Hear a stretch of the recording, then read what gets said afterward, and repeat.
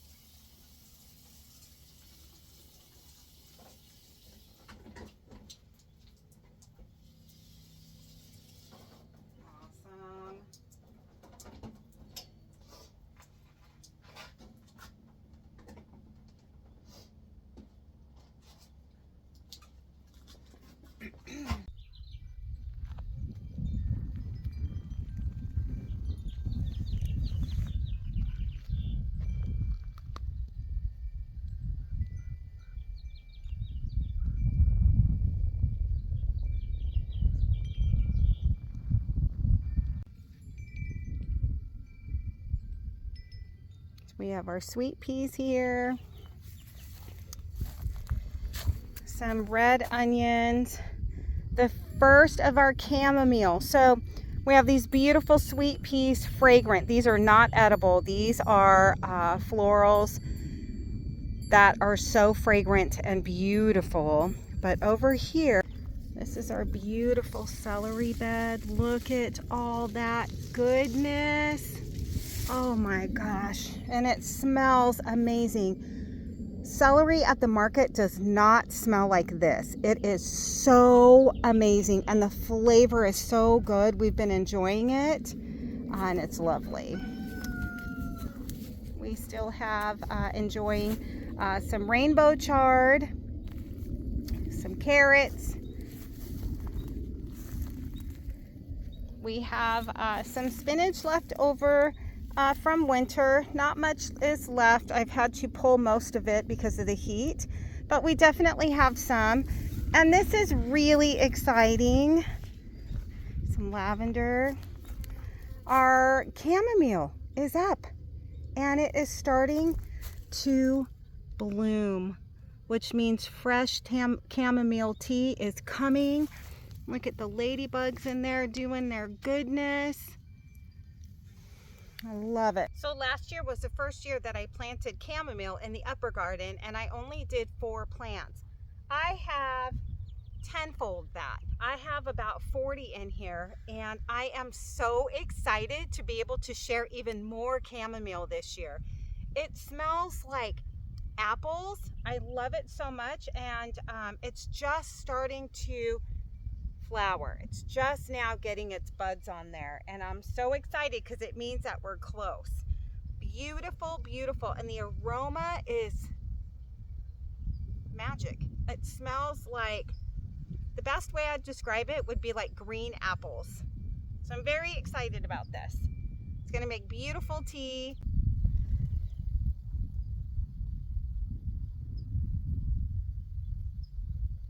So this bed here is all watermelon radishes.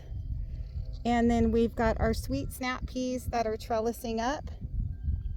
I don't know how many plants we have per se of the sweet peas, but we have them on several trellises that are coming up. And you can see they're doing really good. The animal refrigerators are stuffed. They've got a big basket down there of them. But beautiful. So we have all of these here.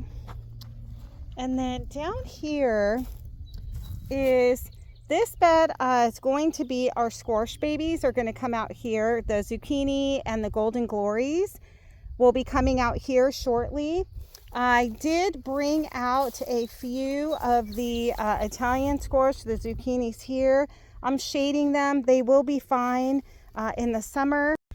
But we've gone from like 70 degrees to 90 degrees overnight, and we've got 3 days of pretty hot weather, and then we're going to dip back down into more spring-like temps. And so some of the transplants that I brought out yesterday and last week, I'm just temporarily shading them to give them a little bit of a break as they settle in. I don't want them to get too stressed. They're already dealing with a little bit of transplant shock, so I just have a little bit of shade on a few of them out here, but they should be fine. Zucchini squashes tolerate really hot weather. A little bit of shade, they're good to go. And then over here we've got 2 beds of red and white onions, which I will be pickling, and I think I'm going to try to freeze some since I have that storage issue. This is the new tunnel that we put up for the honeyboat squash. They're actually going to go into this bed here. The hog panels have gone up significantly in price, and so I only bought 2 of them. We're just going to let everything else sort of go on the ground.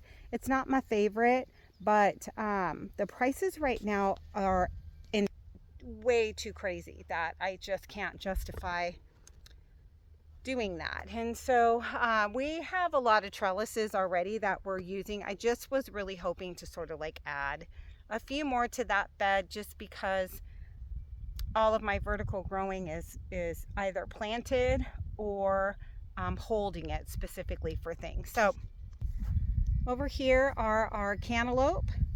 These are cantaloupe down here. So on this trellis, they will come up, and then more cantaloupe down there in the other trellis.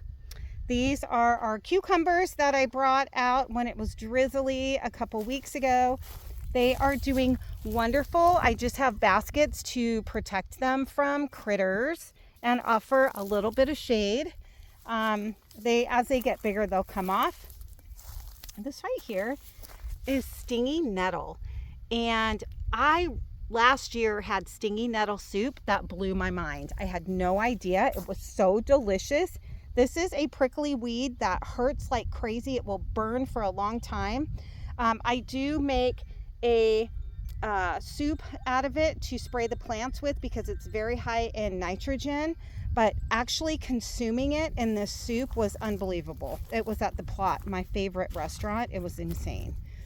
So we have more cucumbers down here, more of the cantaloupe babies back there, and we have some volunteer pumpkin and tomato that just sprouted up from the compost. Down here is our garlic. I went a lot less garlic this year because last year I harvested somewhere around 150 bulbs and I lost half of them because I can't store them appropriately for how hot it is out here. So I cut it back quite a bit. I'm only doing about 60, and I'm going to process them. I'm going to chop them and put them in olive oil. So hopefully that will be a lot better. The wind chimes. It's so beautiful in here. It is so beautiful. Go through this trellis. So this trellis here is more sweet peas. And I have more squash in here. Again, I'm just protecting it. Some of them are struggling a little bit, so I'm just offering a little bit of shade. So this entire trellis will be tomatoes, like last year. These are the Brandywines that we have here. And over here, I'm trying a new variety that is an heirloom that I picked up at the nursery when I was there. I think it was last week we chatted about that. Pineapple tomato. They're supposed to be very sweet and medium size, so kind of excited to see how that goes. But all of the Romas and the pink Germans that I'm growing up in the greenhouse will transplant into here, and both of these will be jam-packed. Again, I am reducing the numbers on our tomatoes this year because we couldn't donate and consume and harvest. Like, it was crazy. It was the most amazing, epic year for tomatoes. I'm so blessed.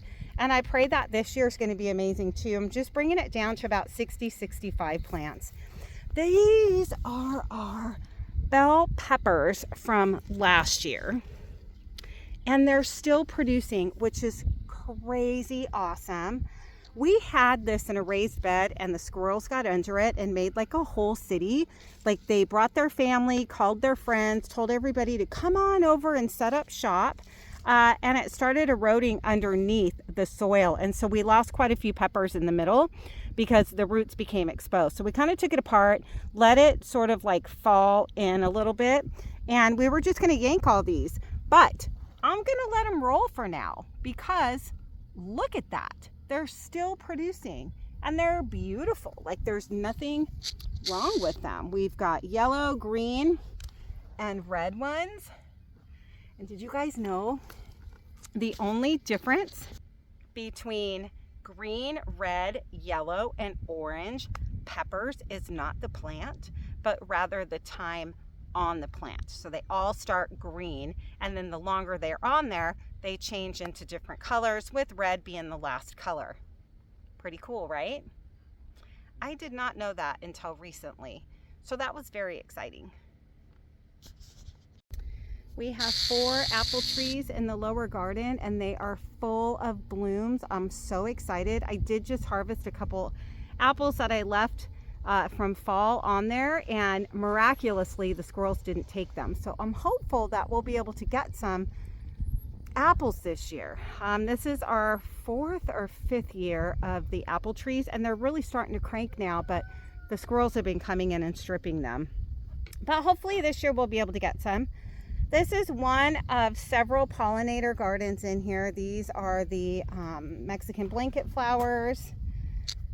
Oh, I forget the name of that white flower, but it is crazy. Lobia or something. You plant it once and it just takes over everything. I've literally been ripping handfuls of them out of the beds and in the walkways. It's insane.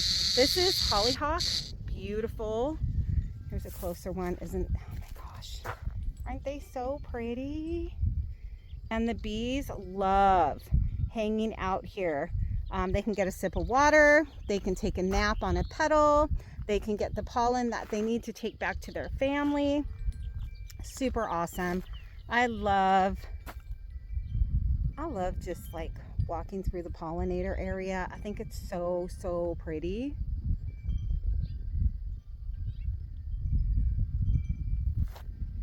On the back side of this bed, we've got carrots growing. Quite a few carrots. I have a lot more carrots up top in the deeper beds. Oh, look who's here. Skittle Kittle. My best garden helper.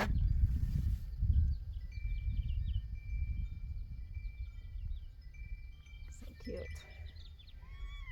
Oh, hello. Hi. More of our apple trees, 2 more, and another pollinator garden. In here we have some really awesome white echinacea which grows in here. This is the echinacea plant right here, and back here is yarrow. As these come up, they are so beautiful. White echinacea is glorious. Look at this. Look at this. Wow, look at that. It has been on there and rotted because I didn't know it was there, but how amazing is that?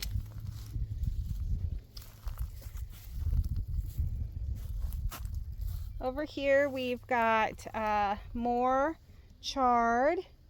And one thing I didn't mention, but it's golden beet season still, which, you know, makes me super happy because I love everything about golden beets. I love beets. Like pickled red beets is delicious. Golden beets and the beet greens, power food. So good for you and so delicious to eat. And so it's definitely golden beet season still. The animals have been enjoying a lot of them. I have them sort of like tucked in everywhere that I possibly can. So I showed you guys the sweet, beautiful, fragrant peas, but underneath this whole row here is golden beets, baby. Golden beets. Love them. And then up here we've got our strawberries and chives, which I've just shaded. I've got the pest cloth up because the birds are enjoying them, as well as the roly-polies. So I put a little bit of shade up again because of the heat is crazy. You can see our kale, which is a winter crop. Normally we can keep it through spring, but because of the heat, it is bolting. And so I'm going to let one of them go to seed. So meaning we're going to flower, let the flowers dry out like this one. And then we will save the seeds and plant these next year, or probably in the autumn, for fall planting of kale. So we can have kale, chard, carrots, lettuce from basically normally around end of November through March, maybe April. So kale, these are our beautiful straw flowers that are starting to come up, along with some Lycianus, which I grew last year. I cut them down, waiting to see what they're gonna do, if they're gonna come back. This is a volunteer puppy that's gonna get taken out. Calendula over here, and our ranunculus. More pollinator area, and a ton of foxtails. These are bad news. These we have been taking out. I've been weeding every single day in here. It's just such a massive job. I can only do, you know, so much each day. Beautiful, beautiful. We still have all this volunteer dill coming up too, which I love. It smells so good, like delicious. Actually have a big bundle I'm trying to dry out to see if I can store it. And then our ranunculus, so beautiful. I mean, there's just so much going on in here right now. It's amazing. I mean, it is early April and we've got the most magnificent blooms. I mean, look at this. It is so beautiful. And then over there at the, oh, let me walk over there. These are more sweet peas. So we got lots more sweet peas up here. This whole back row is all golden beets. Delicious, more golden beets. And then down here is 2 beds of romaine lettuce. Again, I'm shading them because they're not going to survive 90-degree heat. But look how gorgeous these are. I mean, beautiful, beautiful, beautiful. I planted our first year of asparagus. This is going to be our asparagus bed. And basically it's going to be about 3 years before we actually are able to harvest any asparagus. Right now the roots are just getting established, and this will be a huge fern-like plant that's going to take over this whole bed. And then the asparagus, the roots will actually pop up new each year, and those are what you can harvest. Once they get about the size of a pencil or the size of your pinky, we can go ahead and harvest those. More golden beets, another apple tree, and then these are the sunflowers that I brought out. Hi, Kiki. Hi. These are the Pro Cut Sunnies that I brought out, and I have another tray of 70 that will be coming out to pop in where my spaces are. I lost a few of them, so I direct seeded and I'm covering them. I'm just not sure it's going to work.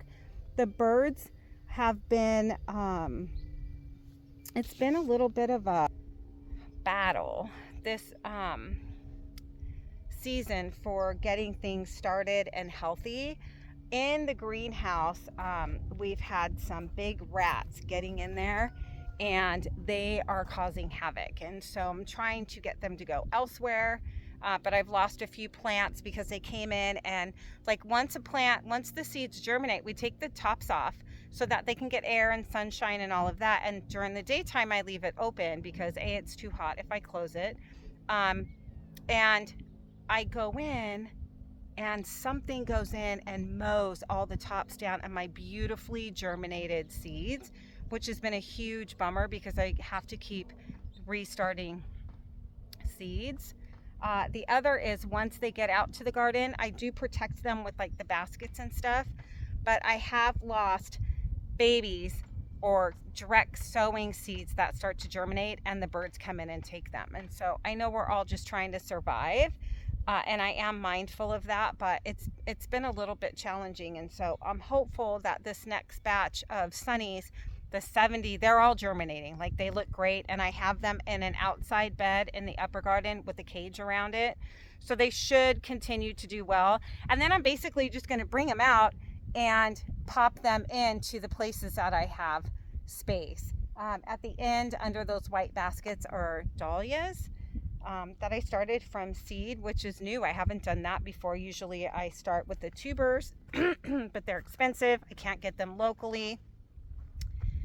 And you know I like local. I want to support local. I do not want to contribute to mass transportation and energy cost in that, or support industries that use, you know, slave labor and have folks living in chemicals and pesticides. Like, I don't want to support that. And so we haven't had dahlias in a while. We do get some of the Humpty Dumpties that come back volunteering because the tubers are in the ground, but mostly we don't do it. So this year we were gifted some seeds and they're coming up. They're beautiful. So we'll see what happens. It is just kind of a new thing for me. And then up by our picnic tables, our farm table, there's a lot of goodness going on here. I made some changes last year. So these are like our hedges of the sage and the hot lips.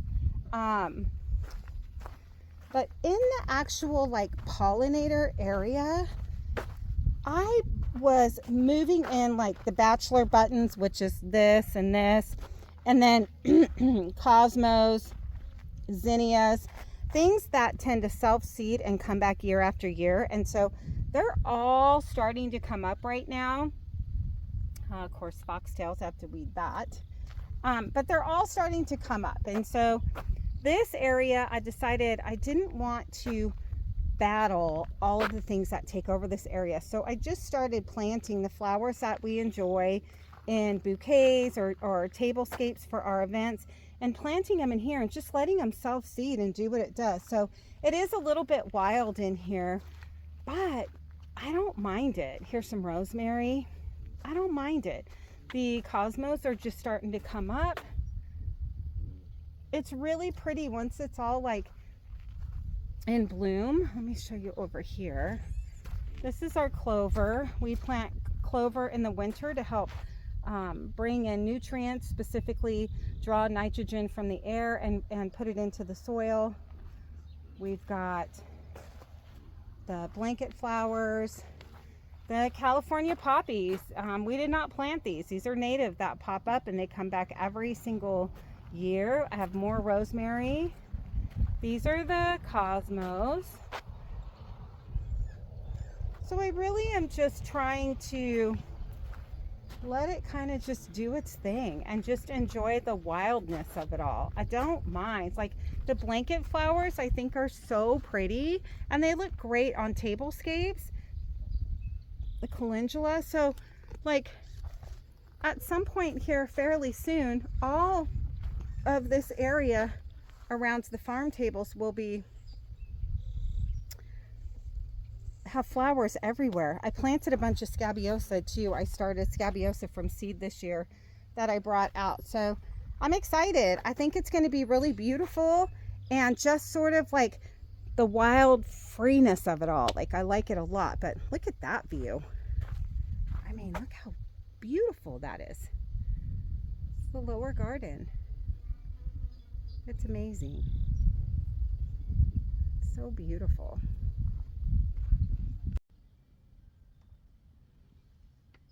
Thanks for hanging out with me, friends. Thank you for letting me share my garden with you. I love our time together. Have an amazing day and a blessed week, and we'll hang out again soon.